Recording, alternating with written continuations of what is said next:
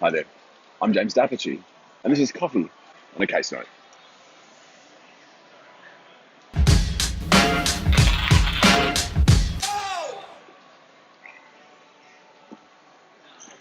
The New Year's arrived, guys, and what better time to talk about that most fascinating of New Year's subjects, corporate oppression. We're back to our happy hunting ground. This is a decision called Munstermann and Rayward. Right, so we've got a corporation. It is solvent and it's operating a business up in Brisbane. We've got two directors, and those two directors are also the two shareholders in the company.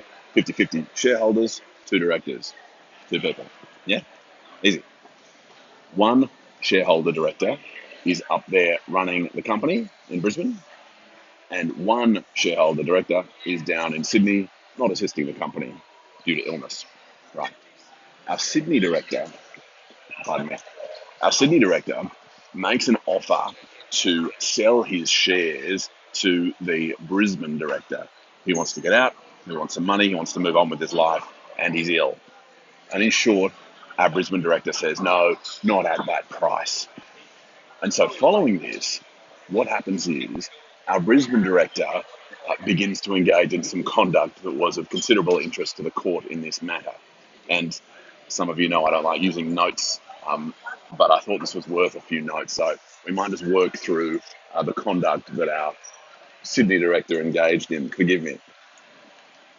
So firstly, our Sydney director attempts to be reinstalled as a financial controller of the company, notwithstanding the fact that they're already employing someone in that role who's doing it also at a lower salary, substantially lower salary than our Sydney director is chasing.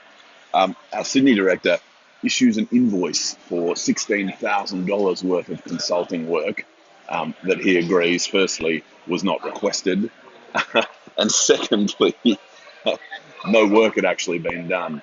And what he ends up agreeing in cross-examination is that, yes, the invoice was just a bit of a try-on.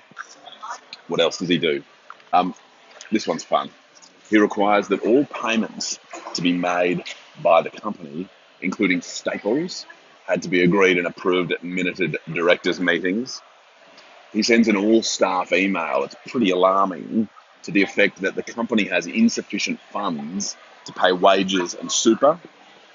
And generally, this is a suggestion he accepts in cross-examination. He holds the company at ransom so he could get what he wanted. So this is the conduct. Can I refresh your memory on the law of oppression? And we spoke about it last time we were having a coffee in this coffee shop. There's section 232 that says if there is commercial unfairness, and commercial unfairness is really broadly defined, then the court may make an order pursuant to section 233. And section 233 sets out a broad range of orders that might be made. The sections we're talking about are of the Corporations Act, don't forget. So what we find in this case is that the 232 test, commercial unfairness, tick straight away. All these sorts of things that I've just read from my list that our Sydney director gets up to satisfy the 232 test. So the court is then empowered, it has a discretion to make an order pursuant to 233, and those 233 orders can be all sorts of different things, but broadly speaking, two of the big ones are wind up the company, bring it to zero, or cause a sale of shares to be made, order that the shares of one shareholder be sold to another or some other shareholders at some price. Now, in this case, the company's solvent, it's ticking over, it's employing people, and so there's no value seen in winding up the company. And what the court orders instead is that our Sydney director, our bad guy, quote, quote, our oppressive guy, certainly, is ordered to sell his shares to our good guy, quote, quote, our Brisbane director, at a value that has been ordered pursuant to valuation evidence that came before the court at the hearing. Now, what you might say is, well, wasn't that the outcome that our Sydney director was looking for from the start? And the answer was yes, the Sydney director was looking for that outcome, but perhaps not quite at the value that the court ended up ordering.